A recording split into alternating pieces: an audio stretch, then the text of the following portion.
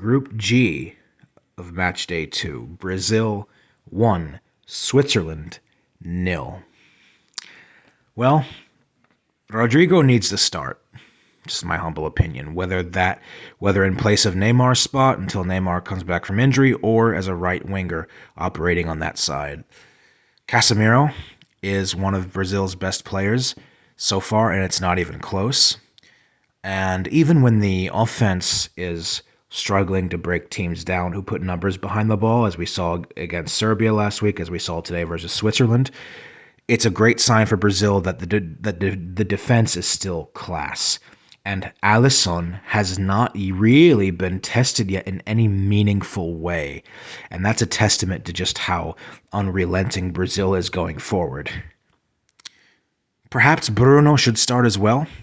Better central midfielder than Paqueta or Fred, though that's debatable. And Vinicius Jr. is a damn warrior. The amount of running he did was absurd in this match. He could have had a goal, but it was correctly ruled offside. The linesman got that correct. But honestly, no. As far as the middle of the stretch goes, in that midfield position, I think maybe Bruno would be an interesting option to consider, because the attack alone already is incredible, especially when Neymar starts when he's healthy. I know that he couldn't play in this match. He's still injured with his ankle being twisted. But to have the ability to bring on 3 or 4 different options for the most part, that contribute in multiple phases of the game at a very high level is pretty unique, and it's not a luxury that many national teams enjoy like Brazil does.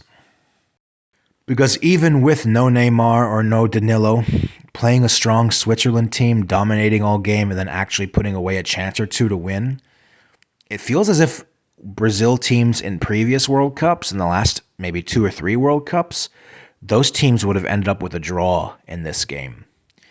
Brazil, point blank, got a win without arguably its best player. And there's just more quality, there's more depth on this team than teams in the past, and I would say more quality, more depth on any Brazil team since 2002. This team is clutch. They don't make very many mistakes.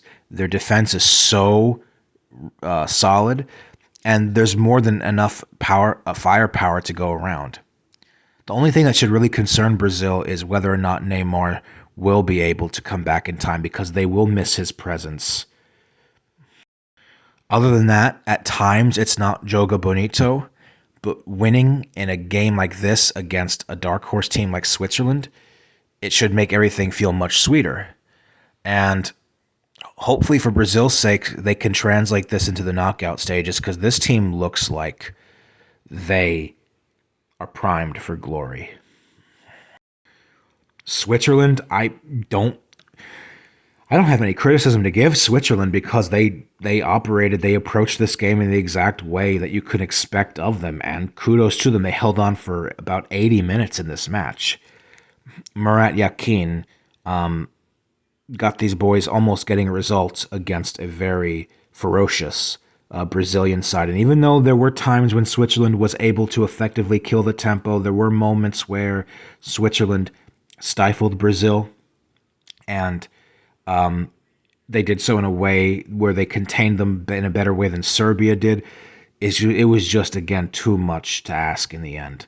And I don't think you could have really demanded more from this Swiss team. They'll know a 1-0 loss here is arguably a decent result, because they go into that last game against Serbia only needing to avoid defeat, most likely to come through, because Cameroon are not going to beat Brazil in all likelihood.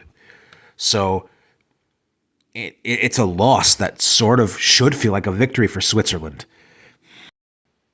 I will, though, say for Switzerland, I think bringing on Seferovic for Embolo was a mistake, since it really diminished the already scarce Swiss offensive threat.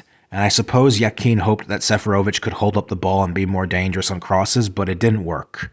And it also highlights the fact that Switzerland lacks talent in the attack, certainly compared to Brazil at least, and Shaqiri is not that young anymore.